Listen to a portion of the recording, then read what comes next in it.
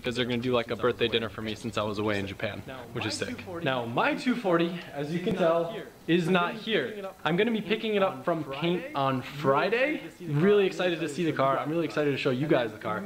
And then immediately there's a couple things that I wanna do on it, but I'm gonna save that for a video. And then I wanna go drift because I'm really excited to see how my 240 feels when I've been drifting a big boat, 1JZ Cresta over in Japan. I think it's gonna be fun, and I think I'm gonna use the handbrake less because I kind of taught myself not to there since they never really work. That'll be fun. It's gonna have fresh body, fresh paint. Oh, it's gonna be so pretty, and I can't wait to mess it up.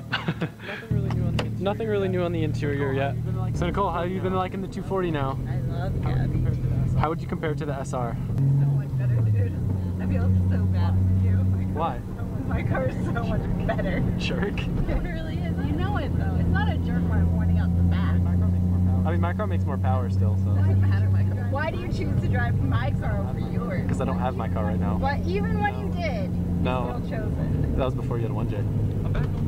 I'm back home now, and I want to show you guys a couple of the parts that are stacking up for Nicole's car that I'm really excited about. I got CTS V-brakes for her car.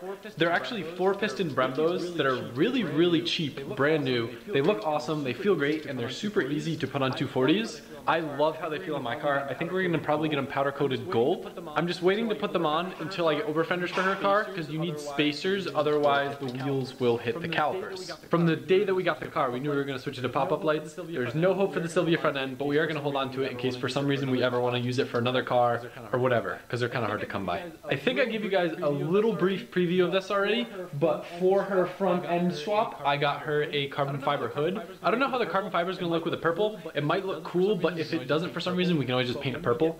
But when we get the front end painted purple, I'm gonna have like a coat of clear put on the carbon fiber. Always a good idea with anything carbon fiber to preserve it, especially in the Florida sun. What I am most excited about though, an internet friend of mine, Robert Snyder, who's got a beautiful Type X hatch, has been trying to help me find an OEM Type X lip for the Type X front that we want to do on Nicole's car. I'm really busy, so he like bid on the auction for me and then I just paid him, and we got one. It's an OEM Type X bumper. It came with the lights, but the best thing about this bumper is this OEM lip, because instead of being fiberglass that just gets destroyed, it's actually like the OEM plastic. It needs a little repair here, but other than that, it's in great shape, and it comes with all the brackets, which is awesome. Side extension brackets are hard to find. It has like the corner reinforcement so it doesn't sag. It's got the bracket here, and it even has the factory like foam bumper thing. Huge thank you to Robert. Go follow him on Instagram and like photos of his beautiful car.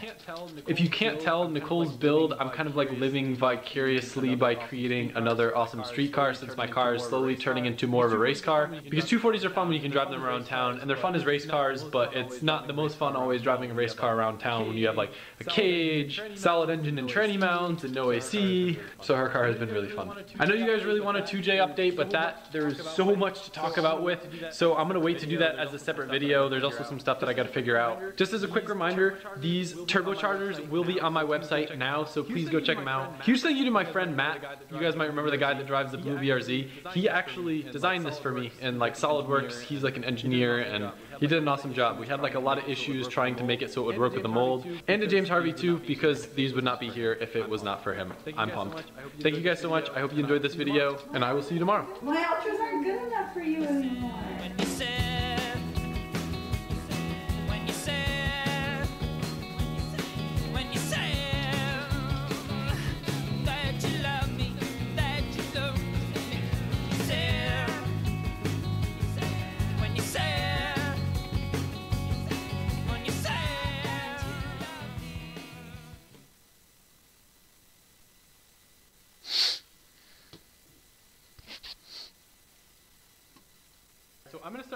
So I'm gonna start the day by starting to assemble Nicole's blown up SR20 DET.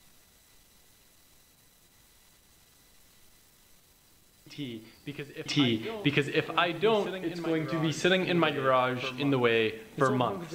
This old hunk of junk actually has quite a bit of money in parts, so I'm going to start pulling things apart to inspect them, and kind of as I'm doing it, tell you guys like what's kind of worth what's worth saving. I just have to do this, so I figured I'd make a video out of it. The first thing I want to do is pull the head to inspect and make sure it's good, because apparently it's full Brian Crower, springs, valve, retainers, 272 cams, and that'll probably be worth the most money of this whole piece of junk. I started wearing gloves when I was in Japan, and I was like working on changing tires and stuff. And after that, I feel like I was incredibly stupid for never wearing gloves before, because it's like the greatest thing ever. Getting extremely greasy, taking gloves off, and having clean hands again. So this is going to be my new thing. I used to think people were silly that wore gloves. I understand it now. Now I can touch things like greasy sway bars and not get all gross. So the first thing I'm going to try to do is take off the exhaust manifold. It has an external like kind of gate mod, and it also has a Garrett GT 2876 turbo. So I could probably get a decent amount of money for this, but either way, I want to remove this before I remove the head. So I'm hoping that I can get to it without removing the turbo. I just might need like one of those swivel sockets. I'm going to try to stay neat and organized and keep all these in a little bin. Man, is it nice working with gloves. And power tools. I never used to work with power tools. This is like a new thing for me. Leaving the turbo on makes it a little bit difficult, but I was able to get to this one little nut back here just with a crescent wrench. Or a spanner if you're from another place. I didn't know if it was going to be possible, but by pulling this whole thing off in one piece, it is going to make the next person's life so much easier. Just got to remove the two lines, and then I will be able to pull off everything in one piece. So the way that I kind of want to go about this is like those TV shows where they find old antiques and they kind of like tell you what they're worth, because I think it'll be interesting seeing like how much some of the stuff costs new and what I'll probably end up getting for it. Whoever I end up selling this to is probably going to be pretty happy since I left everything intact. The 2876 turbo is worth about $1,500 new, so I'd say I could probably get about $500 for it. The external wastegate's about $250 new, so I could probably get $100 for it. The downpipe's about $180, maybe I could get $100 for it. And then I'd say the stock manifold and little bits like lines and the sensor and this tube right here will probably make it worth like maybe another $50. So I think to the right person, theoretically, I might be able to get about $800 for just this setup right here. Next comes the intake manifold. These rubber hoses are toast, so I don't mind cutting them. It makes my job way easier too. Intake manifold removed. So one of the interesting things about this intake manifold is when I pulled it off, the line from the throttle body just leaked out a bunch of fuel. So I wonder if Nicole's oil thinned out again from fuel getting mixed in somehow, and that's why the engine blew up. Because I still don't know the cause. I'm hoping to figure that out. Maybe it's leftover fuel from when I got hydrolocked that never just drained out, like kind of in the line still. That's not good if that's the case. The stock intake manifolds may be worth $50 if I'm lucky. What's worth the most though, I have brand new DJHuffles 750cc injectors, but I'm probably going to end up keeping those for my SR. I think they go for about $500 new, so they're probably worth about $250 if I sold them. But since I know they're literally brand new, I'm going to save them as backups in case I ever need them for my SR. You never know. Time to start getting at the head. I'm really eager to see what the condition of it is, because if it's in good condition, it's a lot of money. If it's not in good condition, I cry. A cool little trick, if you don't have a spark plug socket, you can use coil packs to pull the plugs out. They'll just kind of like suction onto it. Pull out this catch can.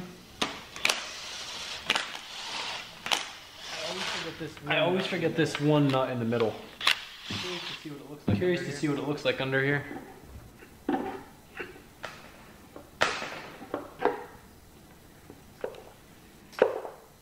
It does smell like gas a little bit in here, but what I'm really excited about is if you look on the lobes on the cams, they're like very, very smooth. There's no scoring or anything, which would indicate metal getting up here. So this head is good. So a normal used head in good condition would sell for around $300. This one has like an $800 kit that comes with Brian Crowler 272 cams, springs, retainers, and valves. So I'd say this head is probably worth somewhere between like $600 and $700 is my guess. So we're getting close to the $2,000 mark. Not too bad for a poopy SR, and I probably would have lost so much money if I just sold everything as one complete piece of junk versus parting it out. I've got a meeting to go to with James regarding the brand, but at least we got something started on the SR20 this morning.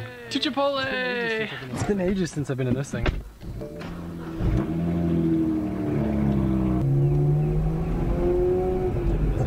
Didn't miss how this thing sounds.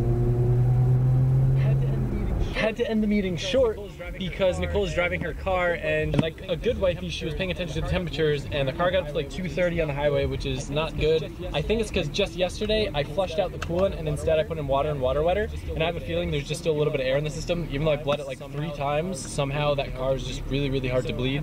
So I have to meet her, and I'm gonna try to put a little bit more distilled water in it and try to get some of the air out so we can drive the car home. I tried re-bleeding Nicole's car in the Publix parking lot. Gave her my BMW to drive in the meantime.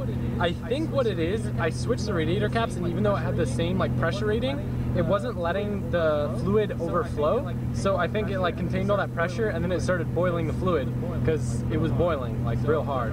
So I'm gonna try driving it now, see if it's better. I'm gonna pull the thermostat out when I get home, and I'm still waiting on a better radiator and fans, but for the time being I just want to get this thing drivable. I wanted to go ride, but it's like crazy hot out right now. I just got back from driving Nicole's car with the heat on blast to make it run cooler so it wouldn't overheat. Pulled the head studs out, pulled the cams out, pulled the timing chain off. One thing that I noticed that's kind of weird going on with the head is that one of the shims for the rocker arms like doesn't have the notch for the rocker arm, which is really funny. So I wonder if that's where some of the valve noise came from. I don't know if you guys can see this one right here, like doesn't have the notch. Never mind, I'm actually an idiot because all of them on this side only have that shim piece on one side. So I guess that's normal enough.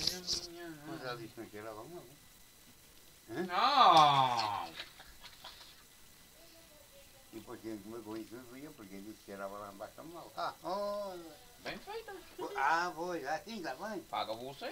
Quer dizer, eu depois vou ajudar ainda bem. Porra, mas aquilo, meu Deus, Nossa Senhora. Vai, não está mesmo a ver? Está a funcionar com o irmão, porque já tinha visto, porque é para estar pior.